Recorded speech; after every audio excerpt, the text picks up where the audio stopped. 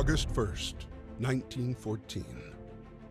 After the assassination of Prince Franz Ferdinand of the Austro-Hungarian Empire, the German Empire declares war on Russia. Because of established alliances, France is preparing for conflict. Valiant Hearts, The Great War, is a puzzle adventure game using the medium of cartoon graphics and music to portray life in World War I. The visual fidelity of this art style brings upon a new look at war. The fantastic use of subtle tonal shifts is evocative, without the need to be thrown in your face for an emotional response. This is perfectly demonstrated with the first death in the game. The use of colorized photos to show historical evidence is also a nice touch instead of looking at black and white images. It adds an extra layer of surrealism to the almost forgotten World War I after so much World War II coverage. There aren't many times when the camera zooms out to show you the surrounding area. This may be on purpose to make the player feel closer to the four main characters, or to show how claustrophobic the trenches are in comparison to the rest of the battlefield. But when the camera does zoom out, we get to see a scope of what the war is engulfing. The soundtrack is primarily played on the piano and accompanies you at key moments within the story in order to provoke emotions. These pieces are phenomenal and are used correctly instead of being used throughout. There are also some classical pieces that are used during the taxi missions, whereby you have to move the car left and right in order to avoid dangers on the road. These pieces include the Hungarian Dance and Flight of the Bumblebee. Though they are fantastic pieces, they don't tie in with the gameplay. The gameplay itself is your typical side-scrolling puzzler.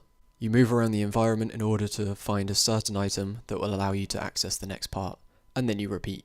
The puzzles themselves are enjoyable and progress in difficulty as you go through the game, though nothing too challenging ever appears. If, however, you do get stuck on a puzzle, there is a hint system. Though you shouldn't view this as a criticism, as if I got stuck on the puzzles it would have spoiled the story and the game experience.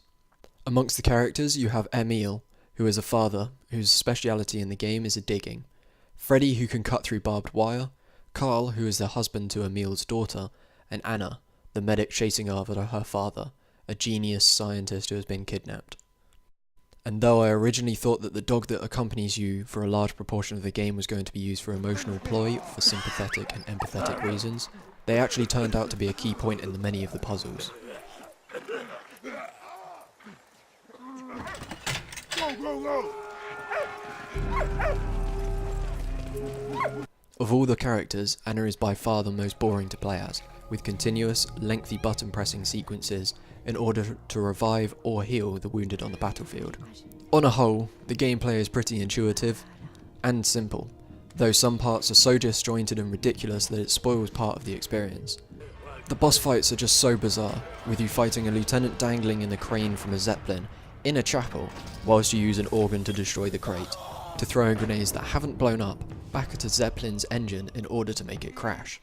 If this game wasn't trying to be an accurate and historical representation of what life was like for some troops in World War I, then I might have let this fly as some slapstick comedy to boost the entertainment value.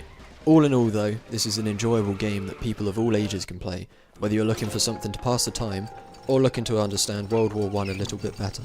This game is definitely capable of doing that. I give this a 7 out of 10.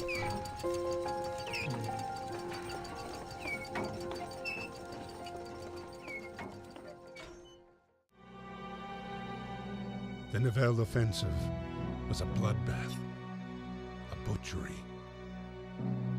Soon, mutiny spread throughout the French infantry divisions, and the offensive was abandoned.